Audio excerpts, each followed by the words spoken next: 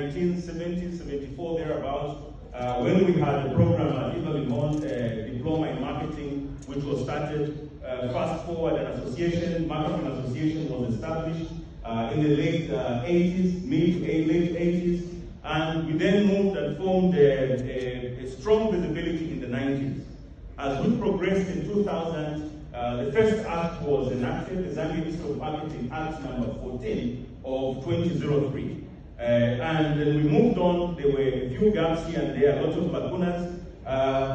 We came to a realization that that gap needed to be closed.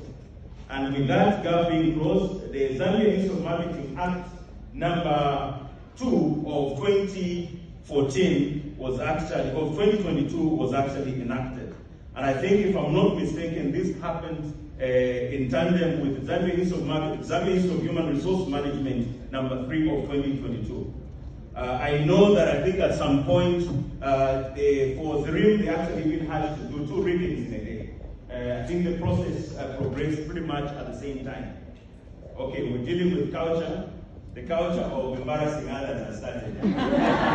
We rebuke that spirit in Jesus' name. So fast forward 2 years down the line, 26th of March 2022, the Zambia Institute of Marketing signed an MOU with the Zambia Institute of Human Resource Management. And the intention of that is to build collaboration between the two professional bodies. I'm here today because we are trying to actualize that particular MOU that we signed between the two institutions. All this. The IT gentleman had stepped aside. I'm trying to go to my phone so that I can access my presentation.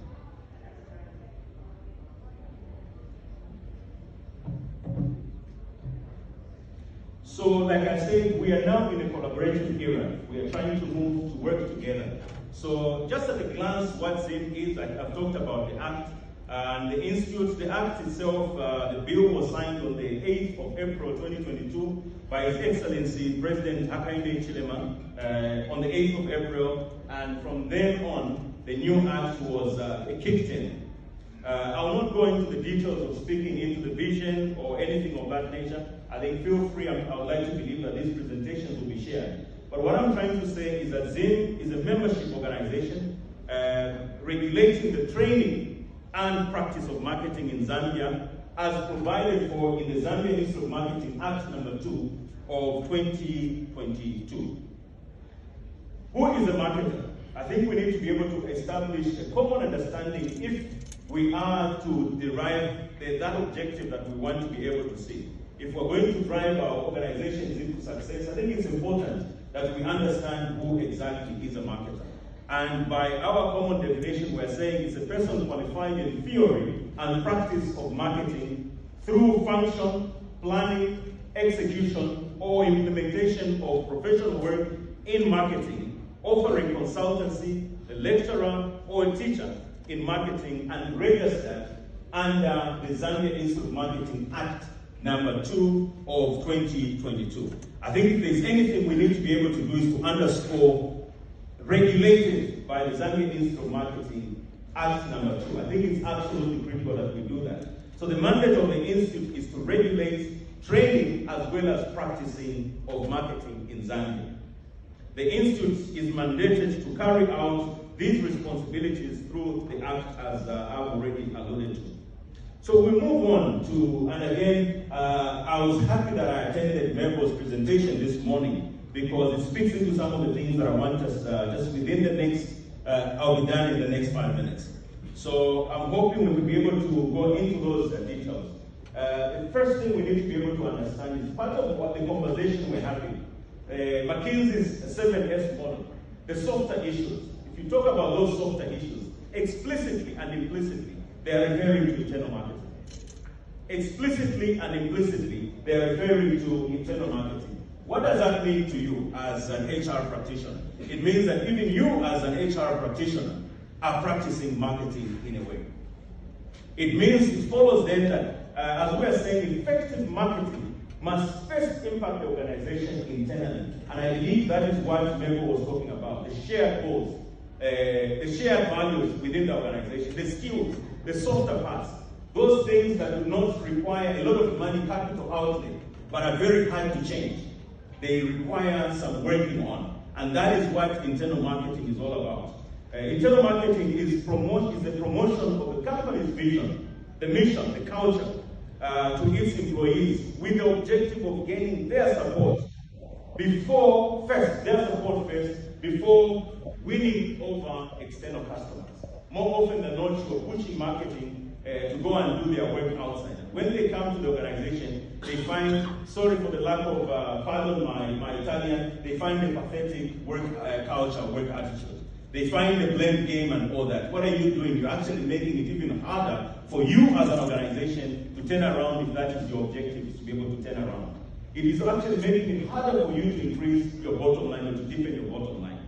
So companies that have excelled in internal marketing treat employees and sell organizations' views and mission to them first. What they respect their employees. They get everybody to understand which direction the organization needs to go. The case in point of NASA, I'm sure we all know the story of NASA. Whoever you ask within NASA, what are you here for?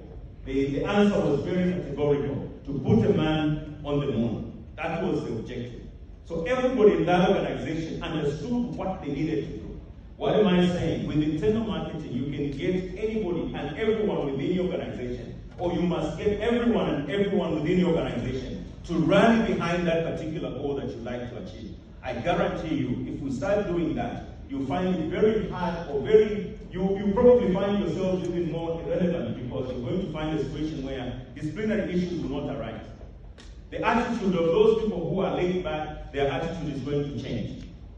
By implementing internal marketing, management does not take employee support as a given, but rather takes deliberate steps to earn it. So they feel that they need to be able to handhold the employees, work with the employees to make sure that you raise the bar together. Quickly, marketing, like I said, there's a stronger interplay of marketing, even in human resource management. If I'm to focus on two things, number one, increase employee satisfaction. If you relate with your employees as though you were selling to them, sell the vision, push the vision with them, you're going to find that the level of job satisfaction is going to be enhanced. Improved recruitment and employee brand. Who doesn't want to be considered to be the employer of choice? I know I want to be considered as an employer of choice.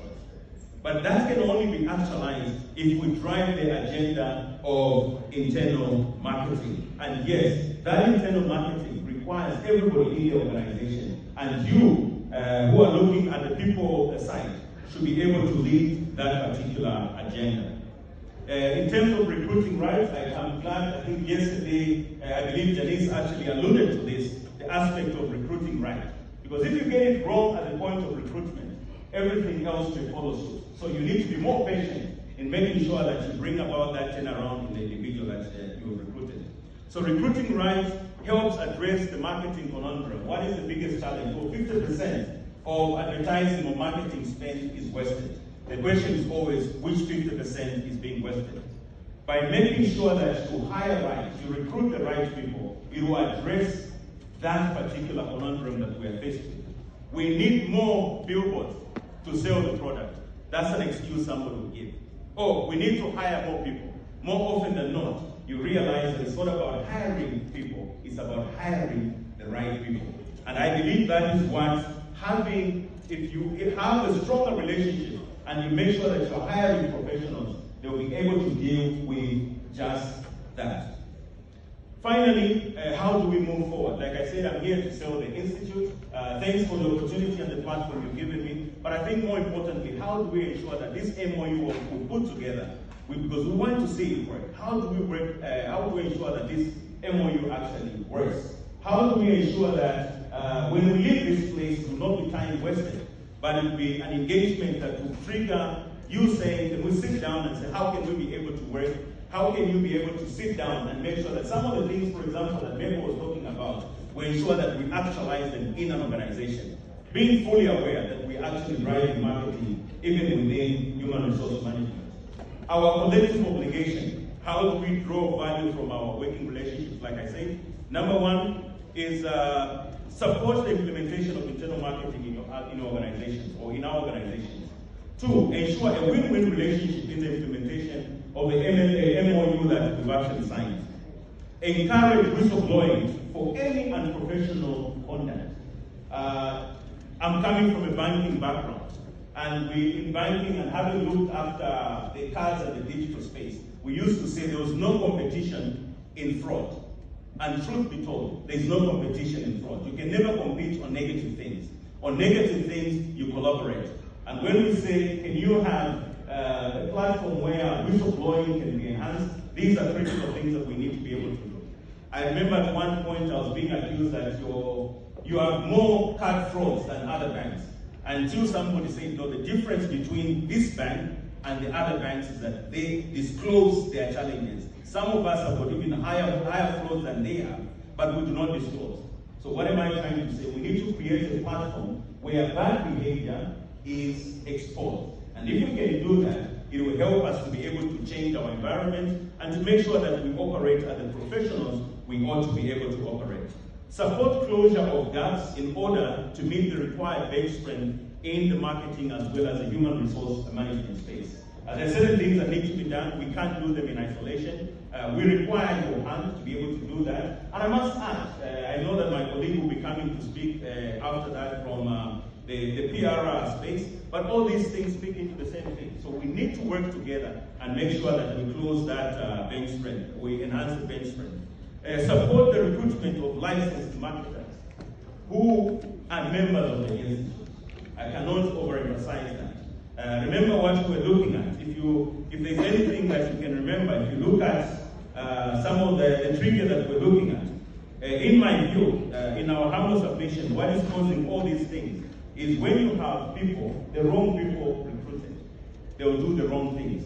But if you have the right people recruited, they'll certainly be able to do the right things. So what we are saying is that we need to work together to make sure that we recruit the right people, and in recruiting the right people, that we're able to do the right things. Finally, help cascade, like I said, help to cascade the same act to all HR practitioners to avoid the impact of enforcement. What do we mean by that? We want to make sure that this collaboration does not lead into a whip, but it leads into dialogue and engagement. And I think that's what we're here for. If we can be able to sit down and agree and say, how best do we move with this thing? I will not go into this. I can see there are some legal minds around here. But if you look at on the right-hand side, section 20, unless I am mistaken, for example, 2, a person shall not offer employment to a person who does not hold a valid practicing certificate issued under the Act, this Act. If you notice, we are not explicit in terms of which Act. And the reason we've done that, I think it's very deliberate. The Act can be also the Zambia Institute of Human Resource Act. The Act can be the ZIFRA Act. This Act can be the Zika Act. The Act can be the LANS Act. So what we are saying is that can we make sure that even as you are doing the recruitment, let's adhere to the law and avoid the recruitment of people who misrepresent themselves as professionals in a particular field, when in actual sense they are not. And the only way they can be considered to be professionals is if they are licensed by that particular professional body. Thank you so much. This is my submission. I'll leave you with this from the Zambia Institute of Marketing. For those of you who can, please look for this video. It's a brilliant video. It's VW. It's about parking, reverse parking, and making sure that you do the right things. So if you hire the professionals, as that professional is there, they'll not be able to poke a hole into that box. Thank you so much. I know that I've taken 2 minutes above what I was expected to take. But thank you so much. And at Zambia Institute of Marketing, we have a desk outside for those of you who may have some questions or areas of clarification. Please feel free. I also have our publicity secretary here. If you have any questions, please feel free. We are here to be able to answer. But one thing for sure, we want to collaborate with the Zambia Institute of Human Resource Management so we can raise the standard of professionalism in this country. Thank you so much. And God bless you.